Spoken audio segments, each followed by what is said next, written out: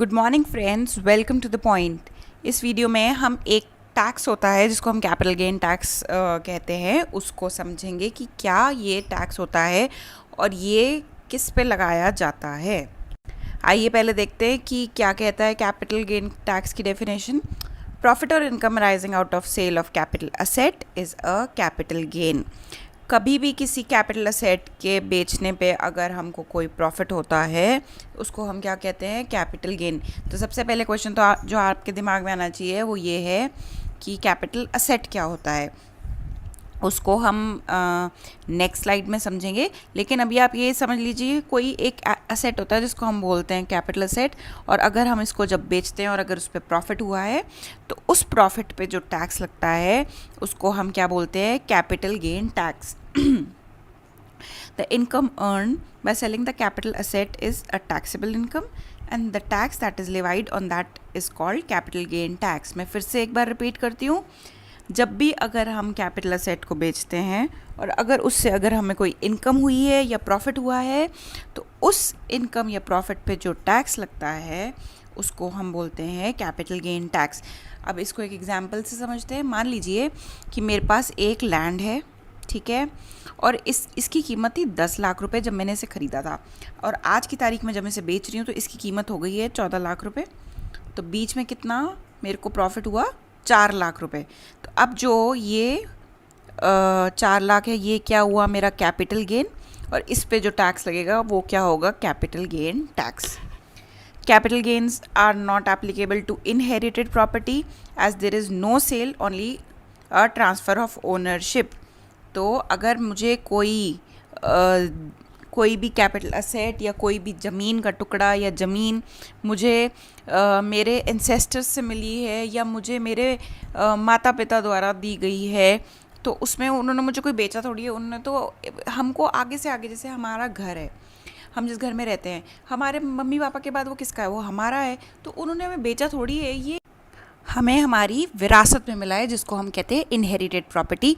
इसमें सिर्फ transfer of ownership होती है। मान लीजिए पहले कोई प्रॉपर्टी आपके पापा के नाम थी और अब आपके नाम हो गई है, वो कोई सेल या परचेज़ नहीं हुई है। अगर सेल नहीं हुई है तो प्रॉफिट भी नहीं हुआ होगा, प्रॉफिट नहीं हुआ है तो फिर कोई टैक्स भी नहीं लगेगा। Income tax act has specifically exempted assets received as gift by way of inheritance और will. However if the person who inherited the asset decides to sell it, capital gain tax will be applicable। आज मान लीजिए आज मेरी mummy का mood बहुत अच्छा है और उन्होंने उठते ही बोला कि बेटा मैं आपको 100 गज ज़मीन है, मैं तुम्हारे नाम करती हूँ, ठीक है। अरे मम्मी बहुत अच्छी बात है। अब क्या इस पर मुझे टैक्स देना होगा? जी बिल्कुल, वो टैक्स मुझे नहीं देना होगा। लेकिन अगर वो लैंड को मैं बेचती हूँ मार्केट में और अगर मुझे उस पर प्रॉफिट होता है तो मुझे क्या देना होगा, कैपिटल गेन टैक्स देना होगा।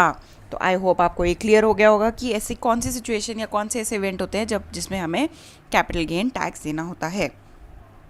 चलिए अब चलते हैं नेक्स्ट स्लाइड पे। यहाँ पे अब हम पढ़ेंगे कि कैपिटल असेट क्या होता है। इतनी देर से हम बात कर रहे हैं कैपिटल असेट बेचेंगे तो प्रॉफिट होगा और टैक्स देंगे।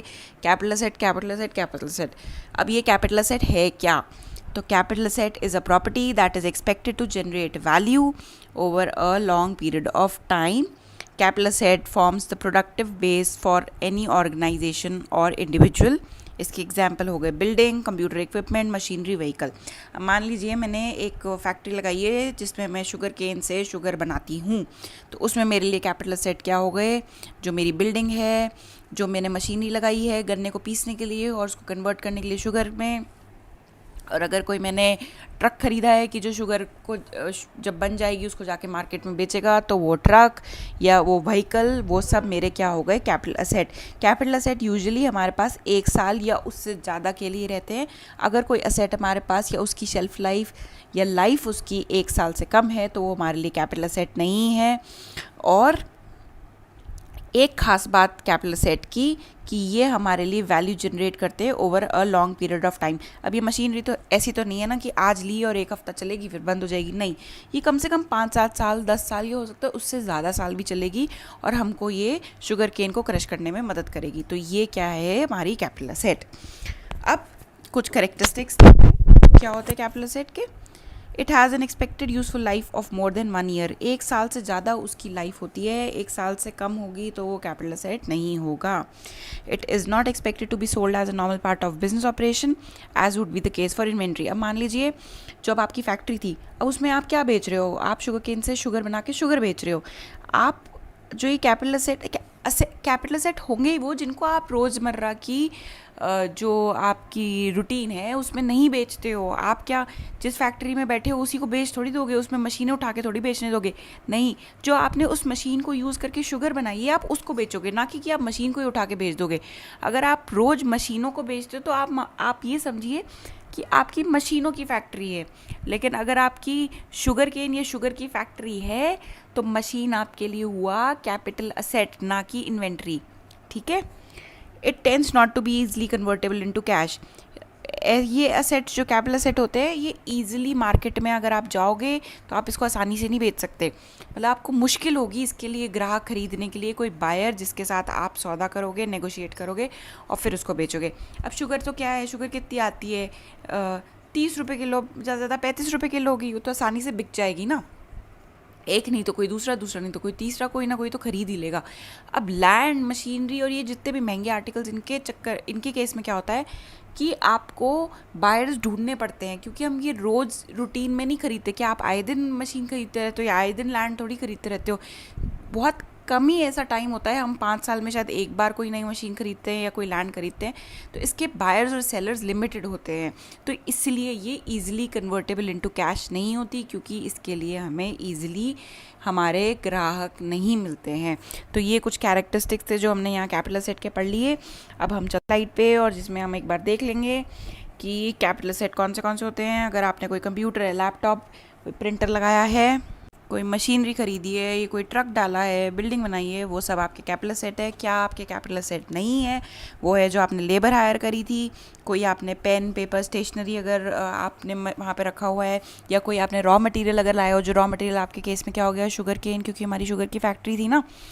तो जो ये शुगर केन ये हुई, ये क्या है, ये आपकी कैपिटल असेट नहीं है, नहीं है, नहीं है, ये तो आपकी इन्वेंटरी का पार्ट है। ठीक है। अब चलते हैं नेक्स्ट, वो है types of capital gain.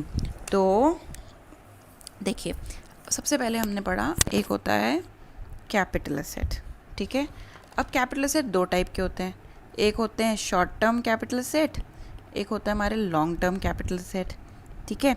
Short term capital asset वो होते हैं जो हमारे पास 36 मंथ्स या उससे कम के लिए होते हैं, और अगर 36 मंथ्स या उससे ज़्यादा होंगे हमारे पास रहेंगे तो वो हो गए लॉन्ग टर्म कैपिटल असेट।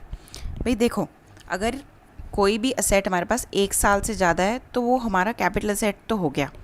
अब वो capital asset short term capital asset है कि लॉन्ग टर्म कैपिटल असेट है, वो हम यहाँ पे डिसाइड करेंगे इससे कि वो हमारे पास 36 महीने से ज़्यादा है या उससे कम है। अगर उससे कम है तो वो शॉर्ट टर्म कैपिटल असेट है, उससे ज़्यादा है तो वो लॉन्ग टर्म कैपिटल असेट है। अब अगर जब इसको बेचेंगे और अगर शॉर्ट टर्म कैपिटल असेट को बेचने से अगर हमें प्रॉफिट होता है तो उस पर क्या लगेगा, सिंपल सी बात, short term capital gain tax. और अगर लॉन्ग टर्म कैपिटल असेट को बेचें और प्रॉफिट होता है तो क्या लगेगा, long term capital gain tax. भाई सिंपल सी बात है, फिर से मेरे को लगता नहीं है मुझे रिपीट करने की ज़रूरत है। अब हम एक बार इसकी डेफिनेशन पढ़ लेते हैं। Any asset that is held for more than 36 months is termed as short term asset. Is less than 36 months is termed as short term asset. In case of immovable property, the duration is 24 months. अगर immovable property, immovable का मतलब ऐसी property जिसको हम move नहीं कर सकते, जैसे कि जो हो गई लैंड। अब मशीनरी क्या है, एक जगह से उठा के दूसरी जगह रख सकते हो ना, बट आप लैंड या फैक्ट्री को क्या करते हो, आप उठा के दूसरी जगह नहीं रख सकते। उसके केस में क्राइटेरिया क्या हो जाता है, 24 मंथ्स से कम और 24 मंथ्स से ज़्यादा। The profit generated through sale of such an asset would be treated as short-term capital gain and would be taxed accordingly. Or long-term, any asset held over 36 months is termed as long-term asset. और जब इसको बेचेंगे profit होगा तो कौन सा वाला tax लगेगा, लॉन्ग-टर्म कैपिटल गेन टैक्स। इन दोनों के टैक्स रेट में डिफरेंस है, इसलिए हमें पढ़ना पड़ रहा है, अदरवाइज़ हमको ये चीज़ नहीं पढ़नी पड़ती। तो आई होप आपको ये क्लियर हो गया होगा कि हमारे सबसे पहले कैपिटल गेन टैक्स क्या है, कैपिटल गेन टैक्स समझने के लिए सबसे पहले आपको ये आपके दिमाग में बिल्कुल एकदम क्रिस्टल क्लियर होना चाहिए कि कैपिटल असेट क्या होता है। जैसे आपको क्लियर हो जाएगा कि कैपिटल असेट क्या होता है, तो आपको ये तो पता ही है कि अगर हम उसको बेचेंगे प्रॉफिट होगा, उस पर क्या लगेगा, कैपिटल गेन टैक्स लग जाएगा। और जब आपको ये समझ आ गई कि कैपिटल असेट क्या होता है, तो आपको ये भी समझना चाहिए, ये समझ आ जानी चाहिए कि कैपिटल असेट दो टाइप के होते हैं, short term and long term. Short term बेचेंगे तो उस पर शॉर्ट टर्म टैक्स लगेगा, लॉन्ग टर्म वाले को बेचेंगे प्रॉफिट हुआ तो लॉन्ग टर्म टैक्स लगेगा। सो आई होप आपको ये क्लियर हो गया है। So my friends, this is all for the today's video. Thank you so much.